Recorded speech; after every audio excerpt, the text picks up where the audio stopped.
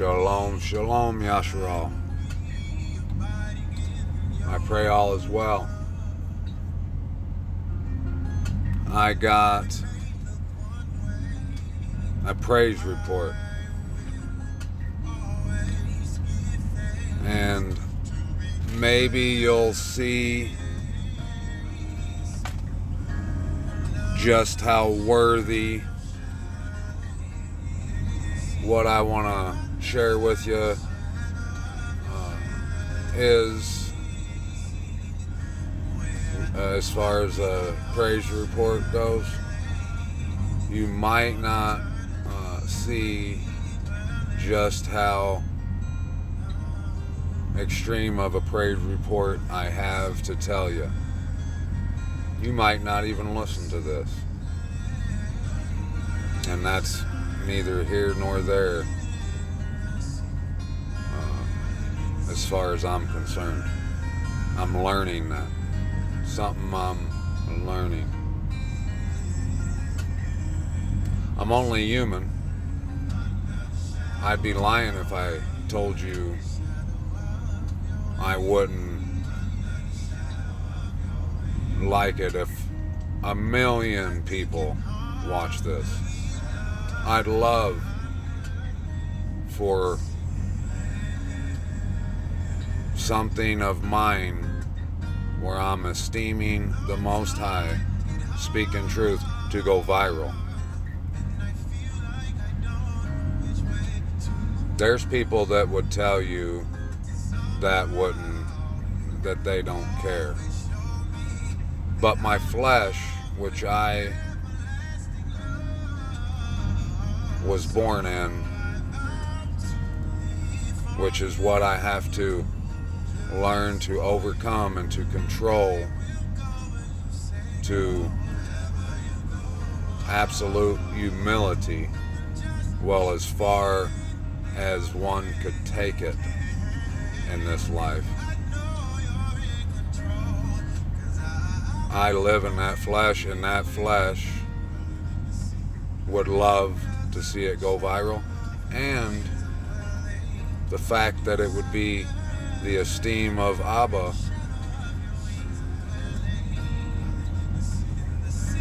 me walking in the Spirit would love to see it go viral, because I want to see 1,000,000 souls hear what I'm about to tell you.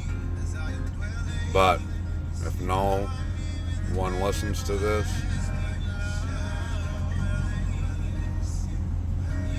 or if 1,000,000 people do, that is of none of my concern, because I've got nothing to say about that.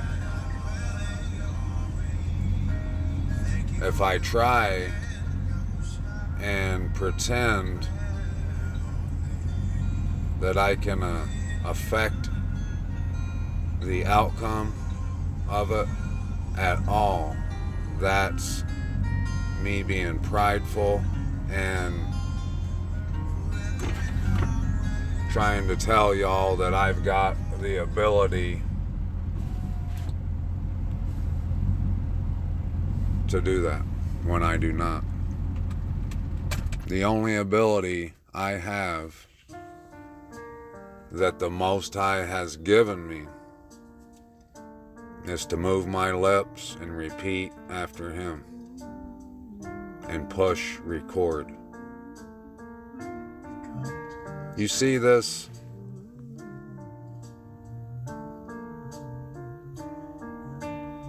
Image I got up here for you. It says the sinner's prayer, fact or fiction?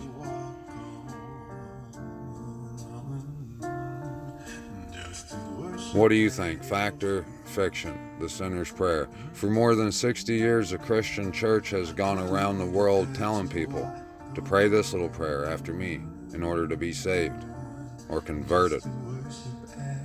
Some call it asking Jesus into your heart, or giving your heart to the Lord.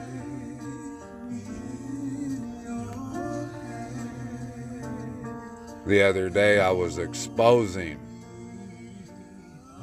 this falsehood on Facebook. Someone near and dear to me commented on there. I said that it says that he who endures to the end shall be saved, but people like to spew falsehood and deceit and say things like, I've been saved since 1962. And someone near and dear to me commented and said 1972 to be exact. So, just like I'm sure a lot of y'all, if not all of y'all, I have this deception hitting close to home. I so want it to be disposed of, so it can't injure my loved ones anymore.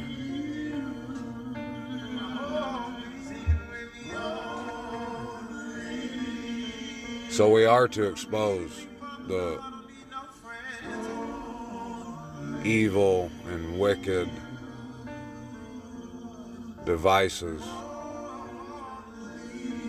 Not only are we not to have anything to do with them, we're supposed to expose them, right?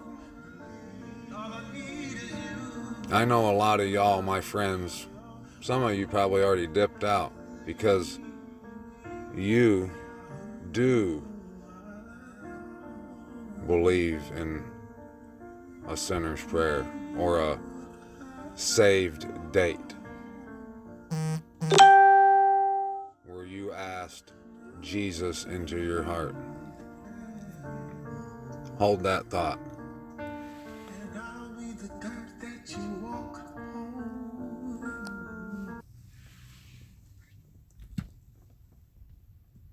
Praise report.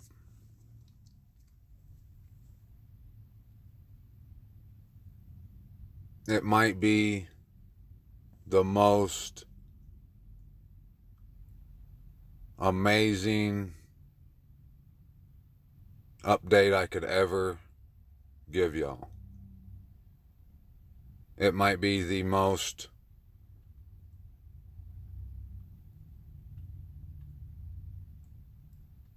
desired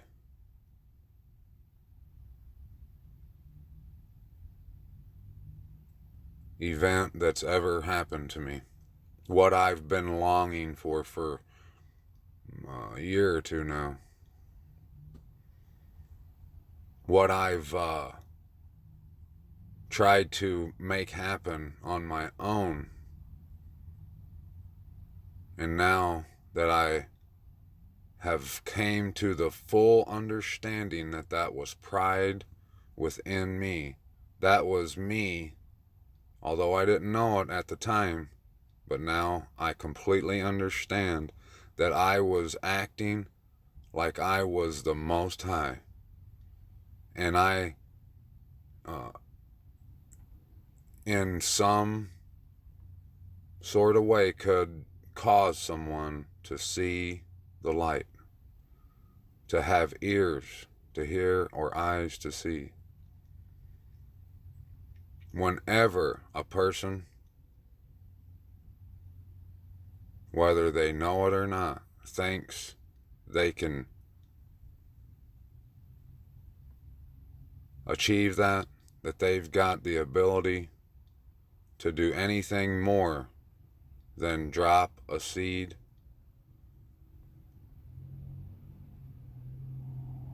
they are claiming that they have the ability that only Abba Yahweh has. And what that is pride. Pride tells you you can do this because you're Frank and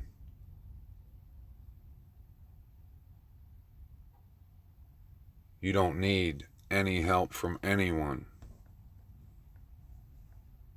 You taught yourself how to speak with such elegance or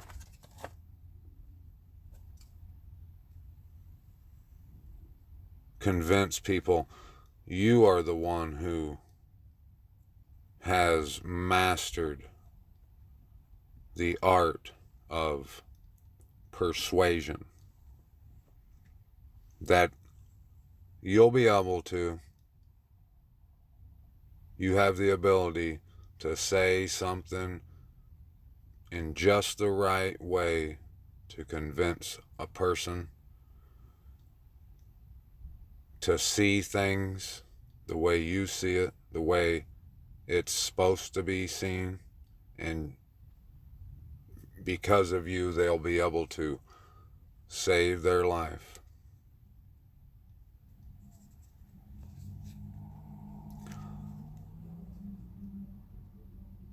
You know, I've been telling you about the young, thirsty man, the Mormon, who I've been chit-chatting with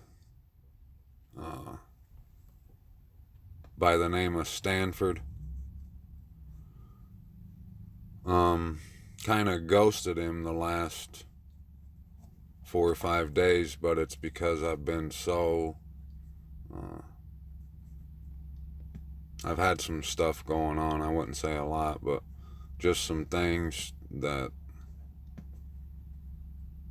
you know, personal stuff, and somehow I didn't reply to a text he sent me about 4 days ago. And he messaged me tonight. And then he called me. He messaged me if I would be able to come back and talk to him and his friend tonight. Then he called me, and I was in Farm and Fleet with my son about an hour ago. And I got talking to him, and I walked back out. Son stayed in the store, and I went to the truck and was talking to him. And what was acknowledged and what was said in our conversation is what I'm going to praise the Most High for. What I'm here to share with y'all. And not from my flesh, but because I walk in the Spirit of the Most High. I do want you to see what happened, what was acknowledged, what was confirmed, in order to give Abba, Yahweh, all the esteem. Because you know, right here, de facto in the remnant, always gives Abba, Yahuwah, the Most High, our wonderful Creator, all the esteem, all the credit, all the praise, all the honor, all the glory. We get none. Walking in the Spirit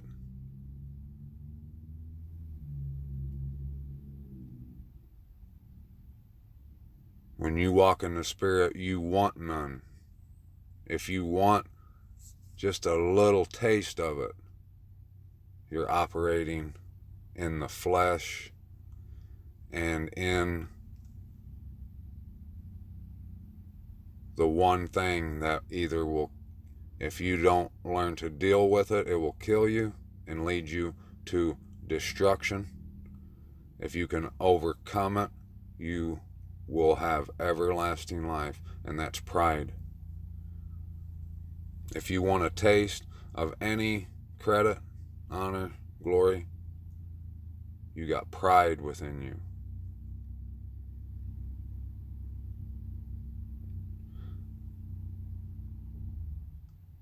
In our conversation, I told Stanford I had a couple questions, you know, that I wanted to ask him. He asked me if I had anything I wanted to talk about when we meet up. We're going to meet up Wednesday. Today's Monday.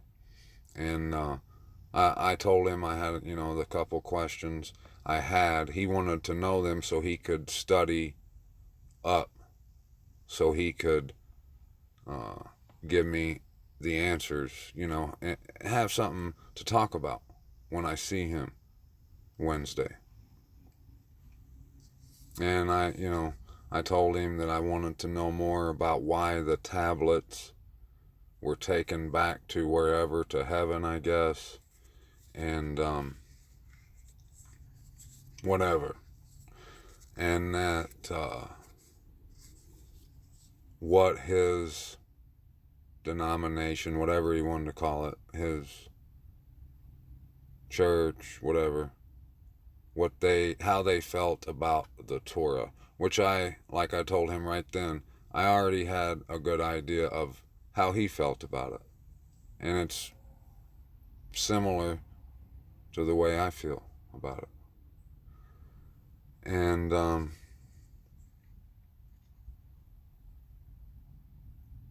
from there we got to talking.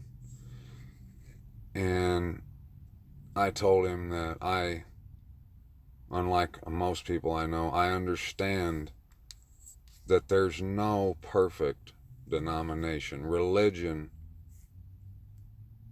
unless it's feeding orphans and taking care of widows, is from the enemy. It's to bind you. What usually happens when people decide to show up twice on Sunday and once on Wednesday is that they begin to give more reverence and obedience to a man, to an organization, to a building, than they do the Most High Abba Yahweh.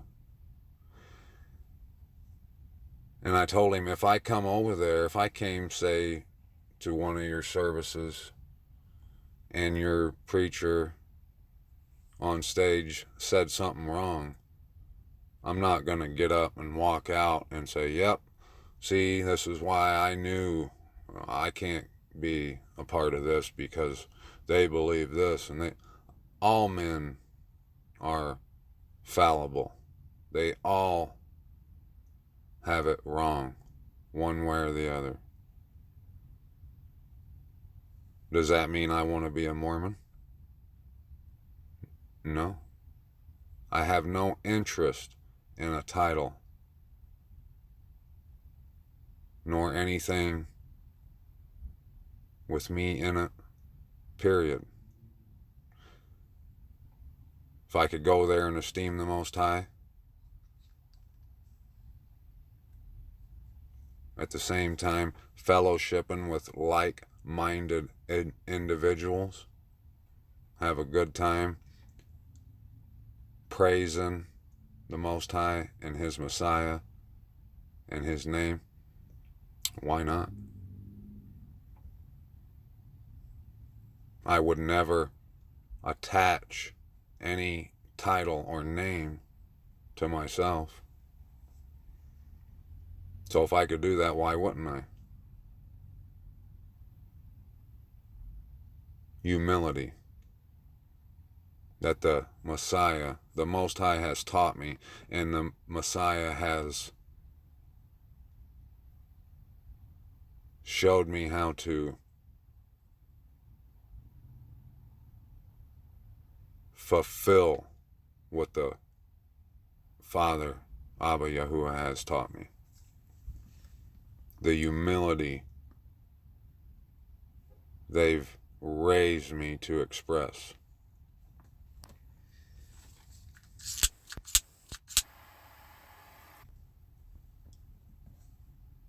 In our conversation, I was talking, about a little bit of what I do on Facebook, here on YouTube, that this is where I do my work for Abba, where I get to esteem His name. And it's the only place I do it. You know, I don't pound the pavement, and I don't think I could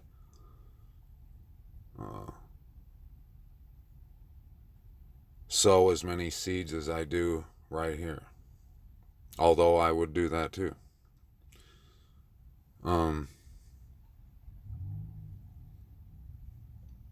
We were talking, and I mentioned the tree, what it was, and the fruit being pride. And he said, why do you think that pride was found in Satan before the existence of man? And I said, well, I don't know. I can guess, but I do know that he was said to be very beautiful, and he was probably highly favored by Abba, and whatever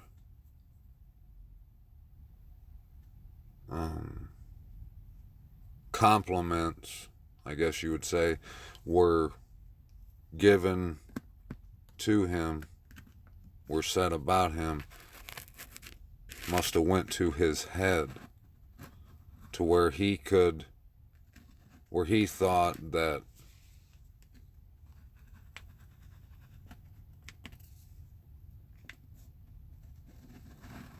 his beauty, his splendor was something that he did.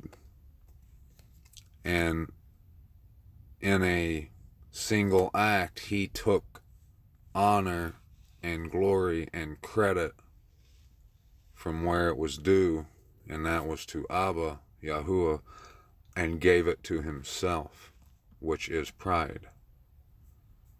And again, I said, I don't know that for sure. It could be written somewhere. I've never read that, but what I've read would cause me to guess that that's what happened. And I can say without fear that that's probably a decent guess. But I have no idea for sure what happened. And I began to talk about how it all comes down to pride and humility. And I know to a lot of y'all, I sound like a broken record. And that has everything to do with why in the very beginning I said I have a praise report that you might not see, and that I hope you do, but you may not. More than likely, most won't. I hope everyone does. But I can in no way influence that one way or the other.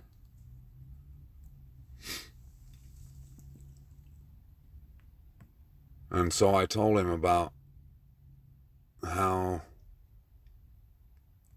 the tree in the garden was a doctrine that Satan, whether he was the original, the founder of that doctrine or not, that is what he operates by. The foundation of why he does what he does and says what he says, all that. It's the what the Satanists and Luciferians live by. Do what thou wilt shall be the whole of the law. He knew that. He said it before I could, Stanford. And right away he saw indeed that the tree was the doctrine that where that saying, do what thou will, where it came from. It was the doctrine from where that was born, that whole idea and attitude. And the fruit of that is pride. Sin is transgression of instructions. If you, being someone that needs instruction, pushes instruction aside because you think you can figure this out on your own because you are smart, or you are this or that, you're prideful. Humility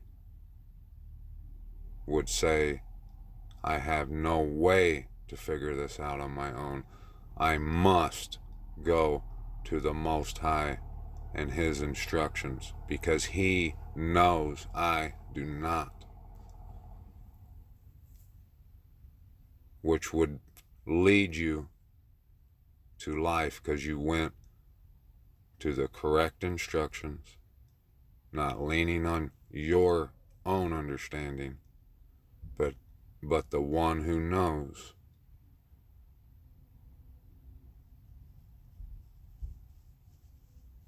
Straight to victory, everlasting life. He saw that. And after we talked for a little bit, and everything I said, which is all things I've been saying on this channel, on my Facebook, and in person, from the rooftops, from the mountains, and the chandeliers, and sometimes it feels like I'm on a flagpole. But not one person has completely grasped the simplicity of that, the truth of it, the undeniable truth. A couple people have kind of seen what I was talking about, but eventually they all end up going back the other way, which is more opportunity for myself to fail, thinking that I can do anything to pull them back. But I'll tell you, I'm getting better every day at humbling myself, understanding I've got no chance of doing that. Prayer is the only thing I can provide. And what is that? Me begging and crying out to the Most High to help. To help y'all. To help man, my mishpachah. Because like I've been saying, which is only me repeating what the Most High has shown me, the biggest problem in all of this is that everyone has no idea that the majority of what we do is pride. The majority of our actions, thoughts, comes from pride.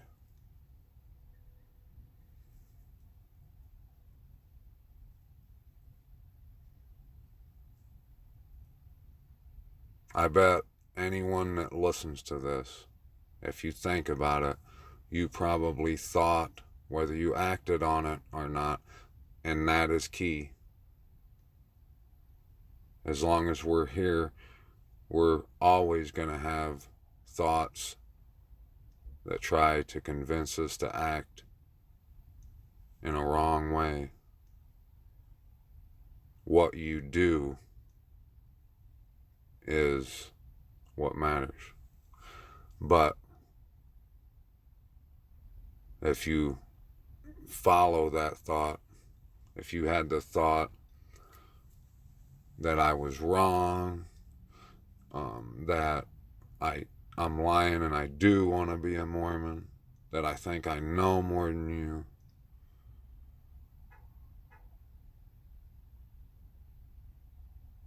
it was pride.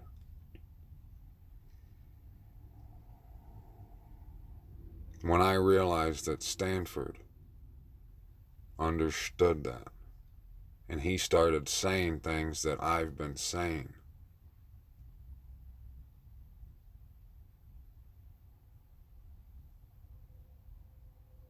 the whole last month flashed before my eyes. I realized why I am where I am,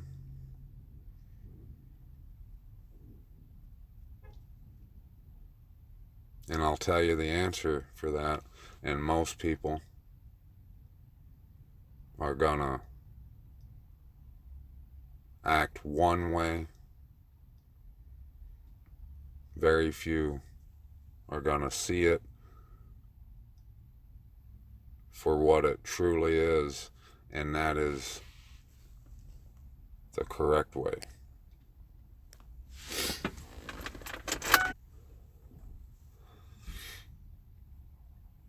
Now, the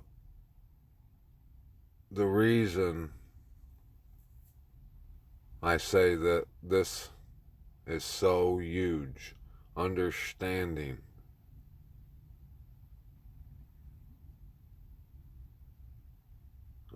that things we often do, frequently do, is pride. And we must learn to overcome it, identify it, and stop doing it.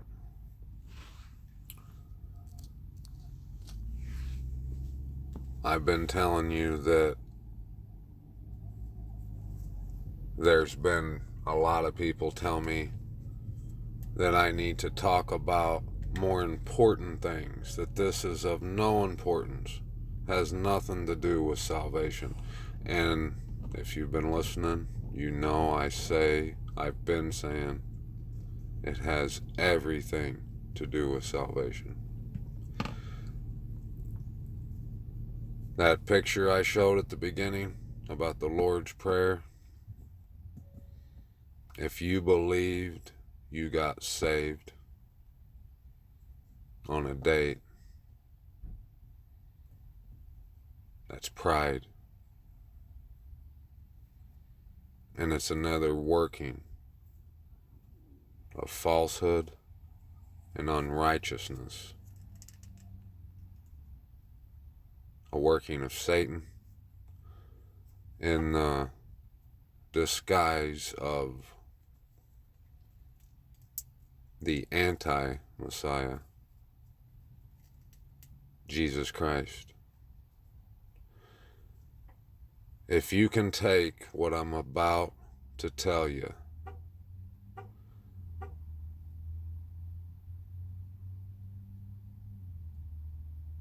understand the truth of what I'm going to say, and yet you continue to do this one act, hopefully one day you'll see that that's pride, and I don't know if there could be any other action based on pride that could be more deadly than this right here. The name Jesus is Hail Zeus. When I say Jesus, if I said Hail Zeus, I'd be saying the exact same thing. Ignorance, not knowing, being unaware is an excuse because you're unaware. But once it's been made aware to you, no more excuse will be accepted.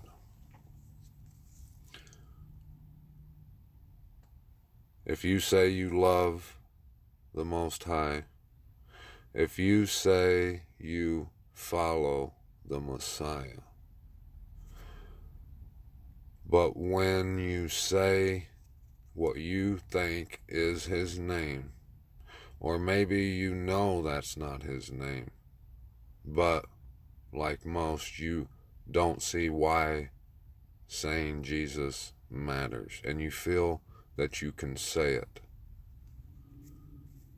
If you know the fact that it is the phrase Hail Zeus, and you continue to call the Messiah by a phrase that is exalting, giving esteem to a false God, a deity, you blaspheme Abba, Yahweh the Father, and you slander and blaspheme the Messiah.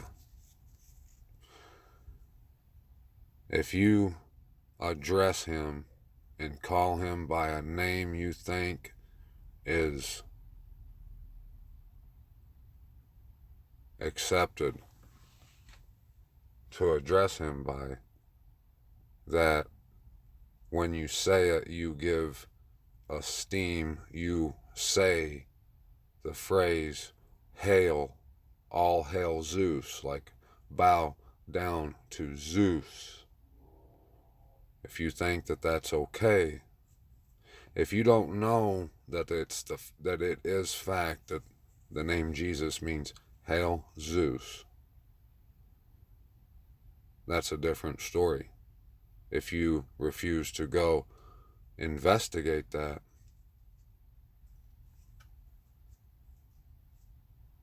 same guilt,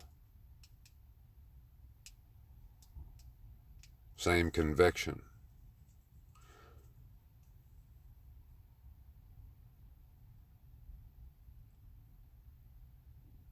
If you realize that's the truth, though, and you continue to exalt a false god by the name of Zeus every time you call on the Messiah, and you refuse to denounce that,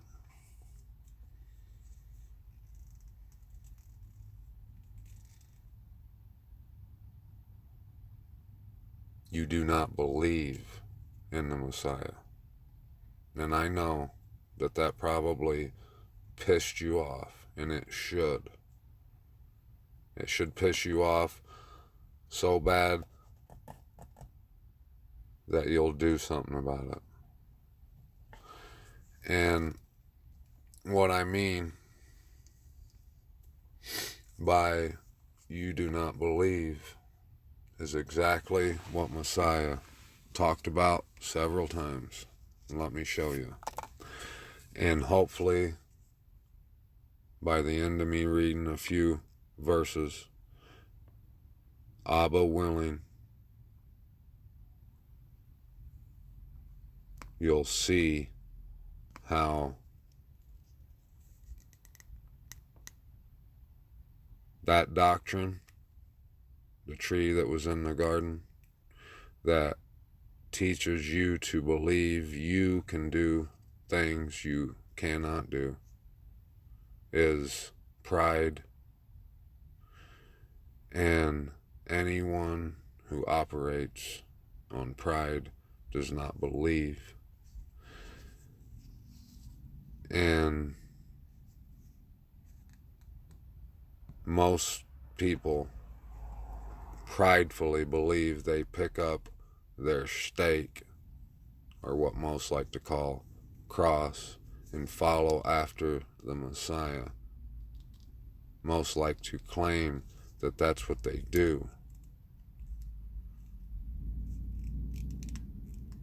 out of pride, because they do not, and they do not believe. And I'm going to show you only by reading the words of the Messiah. He will show you. I'm sharing in the hopes, Abba willing, you may see. Right here in John chapter 10, verse 25, Yahusha answered them, I have told you, and you do not believe. The works that I do in my Father's name, they bear witness concerning me. But you do not believe, because you are not of my sheep, as I said to you. My sheep hear my voice, and I know them, and they follow me.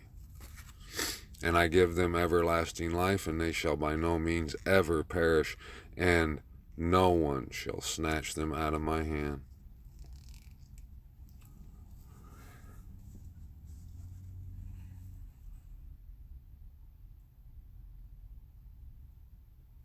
If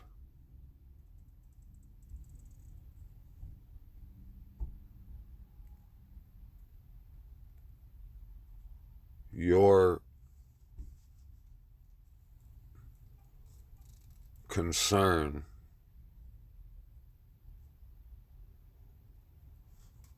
of people's feelings or their thought of you, what they think of you, will keep you from denouncing the word, the phrase Jesus, and exposing publicly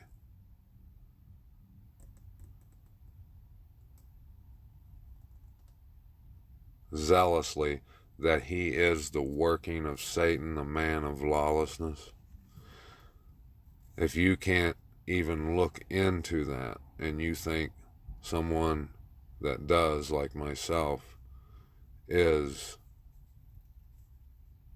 anything negative, if I'm wrong because I'm saying this, if you say things like, I've seen demons cast out in that name, I was baptized in that name, I've called and whatever, you hear what your responses sound like. You'll hear, if you play them back, if you record your responses, your comments to what I just said, you'll hear quite a few I's in there. I done this. I saw this. Humility will tell you that the enemy is the master author of fraud. What he does is fool people. And if you think him and his minions can't convince you that a couple of them were cast out of someone in a church, you do not believe.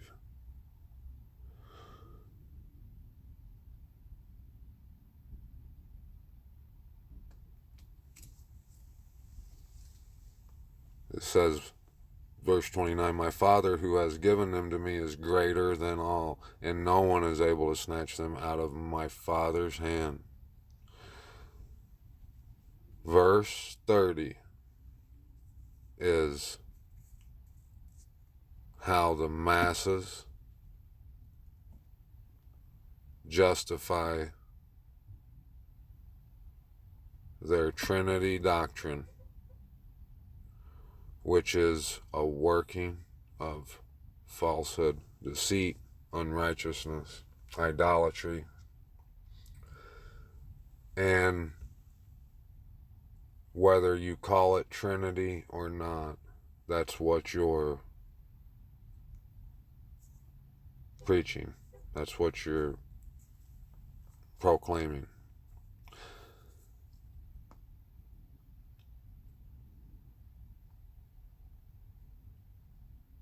Luke 9.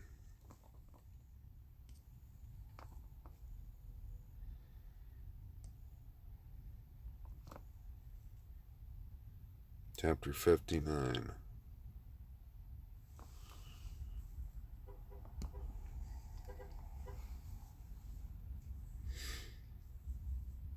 If you notice, and you know, because you've read plenty of times where Yahusha was rounding up his taught ones, the disciples, he told them to follow him.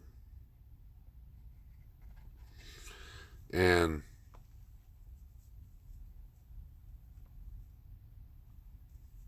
disclaimer, a little admission here. No, disclaimer was the wrong word. I've been on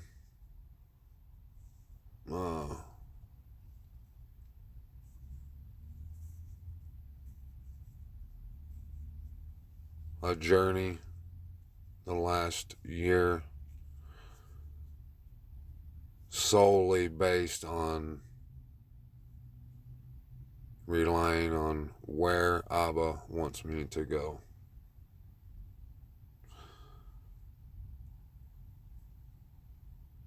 The confirmation, the way the Messiah has revealed the truth that sets me free to me, that has caused me to lose all desire for any home on this here current earth. It's caused me to lose the desire for anything that the world measures me by.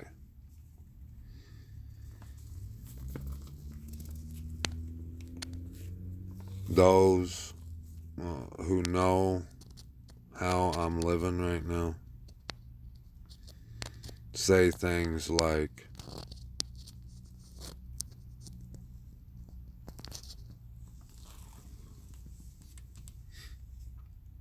you have to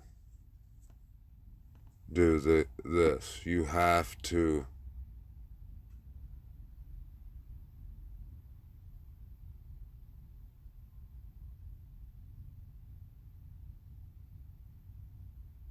beg Caesar. Live your life paper chasing. And I work because I have to, and that reason only, for that reason only.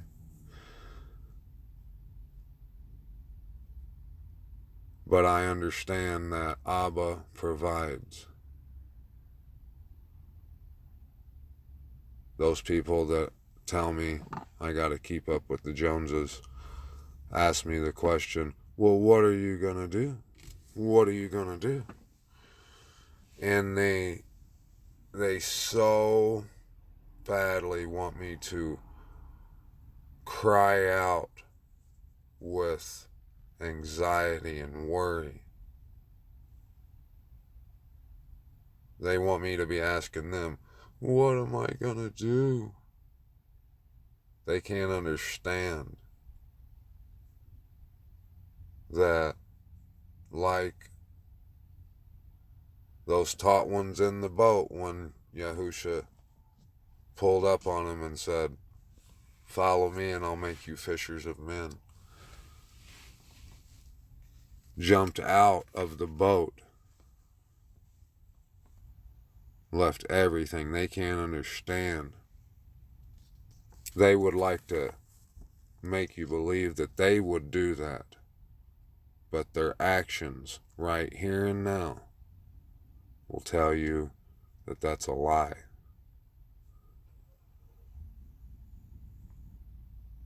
He said to Yahusha said to him, the foxes have holes and the birds of the heaven nest, but the Son of Adam has nowhere to lay his head. And he said to another, follow me. But he said, Master, let me first go and bury my father. And Yahusha said to him, let the dead bury their own dead, but you go and announce the reign of the Most High. And another also said, Master, I shall follow you, but let me first say goodbye to those in my house. But Yahusha said to him, no one having put his hand to the plow and looking back is fit for the reign of the Most High.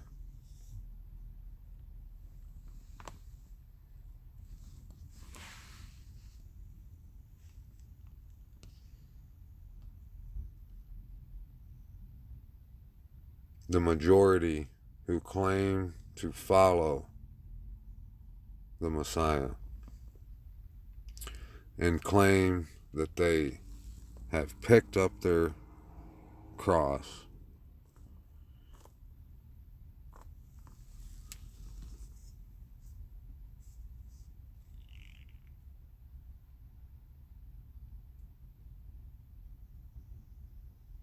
they have a conditional, ultra conditional relationship with the Messiah and his our Father, so much that what matters most, and that is the world and what it thinks of them, and the priority, the necessity of it accepting them overrides anything else, especially following the Messiah.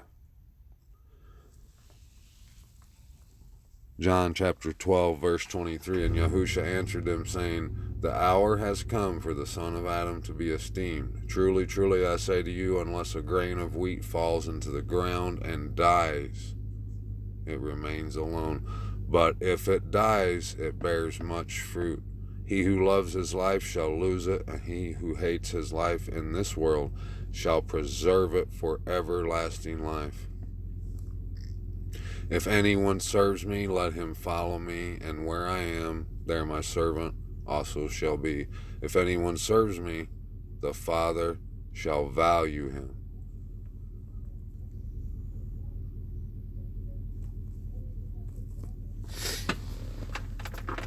That anyone that believes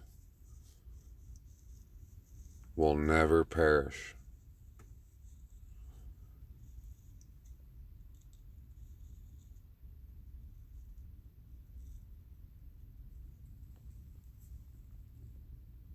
Scripture says that the demons, the evil, wicked spirits believe, but they tremble and quake in fear. And I'm sure just from the thought of Abba, the Messiah.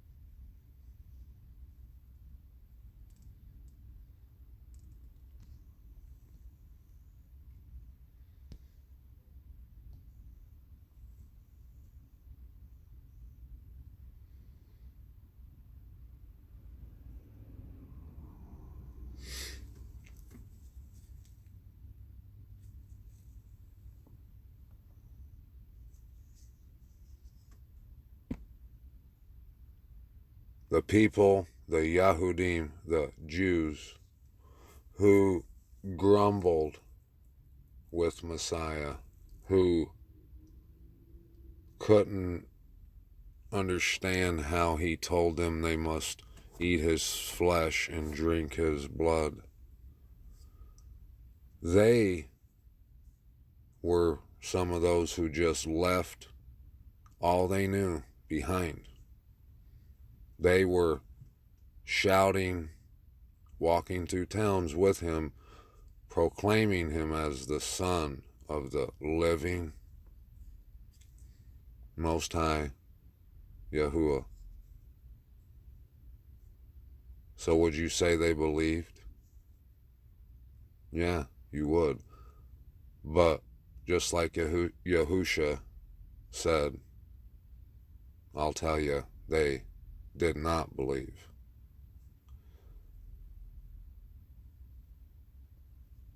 Matthew, I thought it was Mark. If you seen that error and thought, wow, that's pride. If you thought you could do better, I'm sure you can.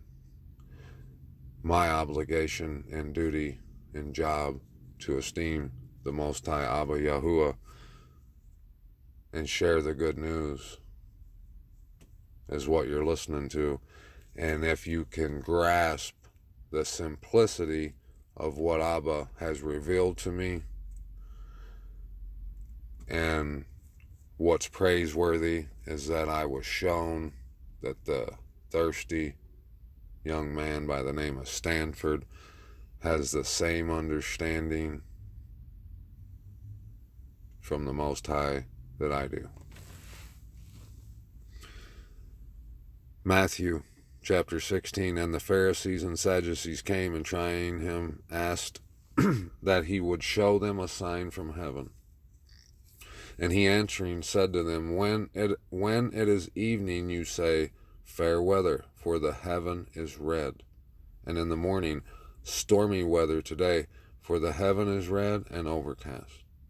You know how to discern the face of the heaven, but you are unable to discern the signs of the times.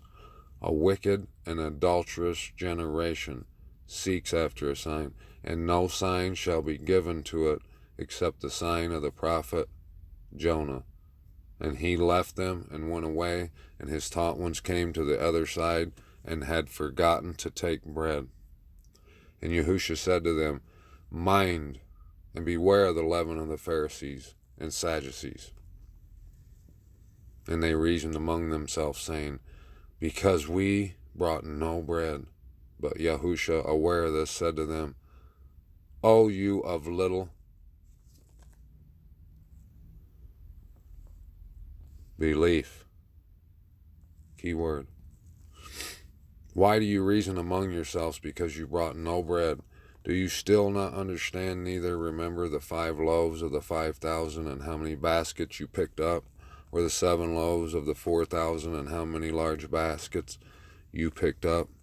How is it that you do not understand that I did not speak to you concerning bread, but to beware of the leaven of the Pharisees and Sadducees?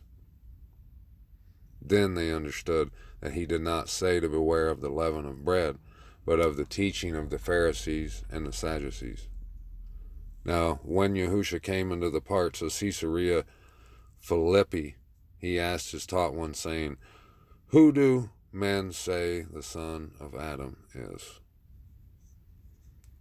This is key. This is a line between unbelief and true belief. And they said, some say John the Immerser, and others say Elijah, and others Jeremiah are one of the prophets, or one of the prophets. He said to them, and you, who do you say I am? And Simon Kepha, Peter, answering, said, you are the Messiah, the Son of the living Most High.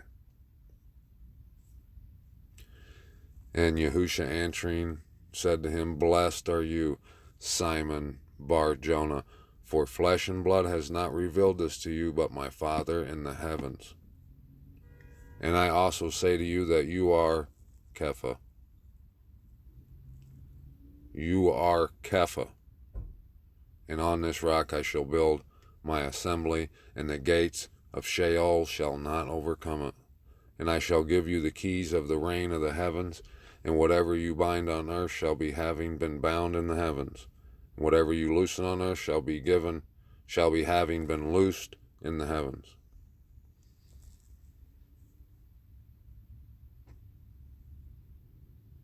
And he warned his taught ones that they should say to no one that he is Yahusha the Messiah. From that time Yahusha began to show to his taught ones that it was necessary for him to go to Jerusalem and to suffer much from the elders and chief priests and scribes and be killed, and to be raised again on the third day. And Peter took him aside and began to rebuke him, saying, Be kind to yourself, Master, this shall not be to you. But what did Yahusha say? He said, Get behind me, Satan. You are a stumbling block to me, for your thoughts are not those of the Most High, but those of men. Then Yahusha said to his taught ones, If anyone wishes to come after me, let him deny himself and take up his stake and follow me. For whoever wishes to save his life shall lose it, and whoever loses his life for my sake shall find it. For what is a man profited if he gains all the world and loses his own life? Or what shall a man give in exchange for his life? For the Son of Adam is going to come in the esteem of his Father with his messengers, and then he shall reward each according to his works.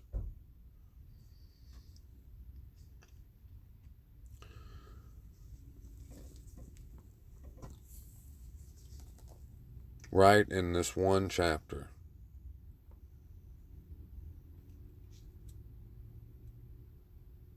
this one chapter is where the falling away, the establishment of the fallen away and the lawless one, they get quite a bit of their deadly falsehood, which a lot of people, the masses, twist to their destruction. And it's only because they don't love the truth. And just like those who were arguing with him about bread, they believed that he was who he said he was. But the belief he's talking about is you willing to just hop out the boat,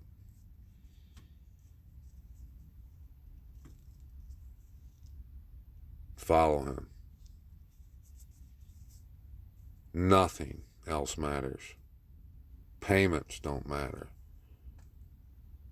The news don't matter. What people are going to think has no relevance to you. Only the Messiah. What it means to pick up your stake for you personally matters.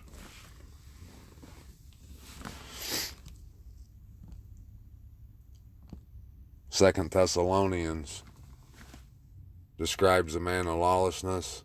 It says that he claims to be Abba Yahweh. It says it's a working of Satan. Right there in that one verse when he says they are one, he's letting you know that he come to do his Father's will. He esteems his Father. And because he only esteems his Father, wanting no glory or esteem, purely that causes the Father, Abba Yahuwah, to give him esteem. That young man Stanford said he was reading somewhere where in a extra biblical book that Satan,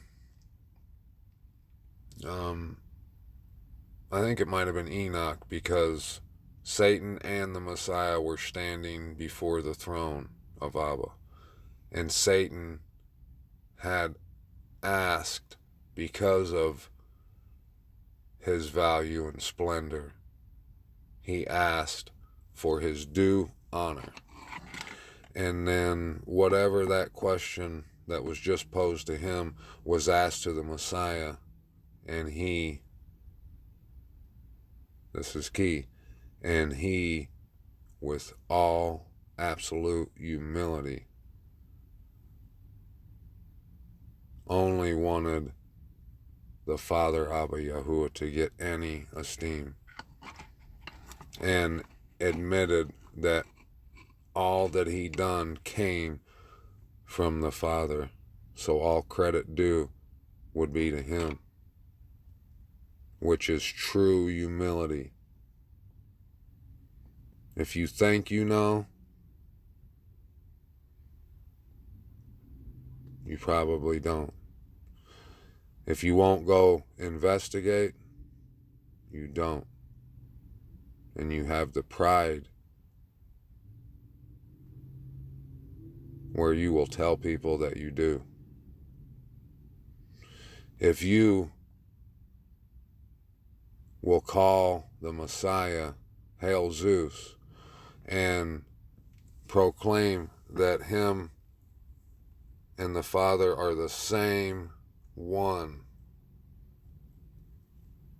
and like the falling away, use that verse where he said they are one, just like a man and a woman are one when they are married, meaning they are in a union working equally yoked with the same mission, purpose.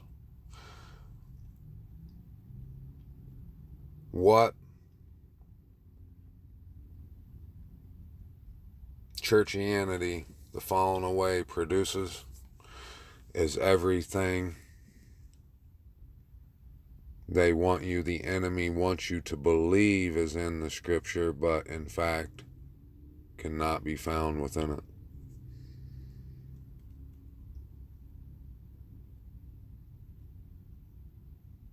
If you can't denounce the name Hail Zeus, if you have the pride within you to say that I'm wrong for saying what I'm saying, you do not believe. And if you are someone that truly loves Abba Yahuwah, and you say you are following after Messiah, then you will, like a Berean, investigate the things I'm saying. But if you don't, you do not believe. Peter was the one that said, when Messiah asked him, "Who do you say that I am?" He said, "You are the Son, the Messiah, the Son of the living Most High." When it came to where Messiah was being taken to be killed, they asked him if he knew Yahusha. He said, "I got no idea who that guy is," 3 times, just like Messiah said. Therefore, he did not believe. If he believed, he would have had no problem saying, "Absolutely, that's the Messiah, and I'll follow him wherever he goes." That's belief. Belief is